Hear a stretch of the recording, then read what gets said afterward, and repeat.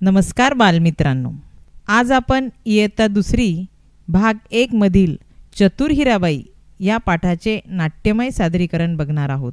जिल्हा परिषद उच्च प्राथमिक मराठी शाळा तरोडा, पंचायत समिती आर्णी, जिल्हा यवतमाळ, इयत्ता दुसरीचे विद्यार्थी आपणापुढे सादर करीत आहे चतुर हिराबाई या पाठाचे नाट्य रूपांतरण। दुसरा आपणासमोर चतुर हिराबाई या पाठाचं नाट्यमयरित्या सादरीकरण करत आहेत वर्ग दुसरीचे विद्यार्थी।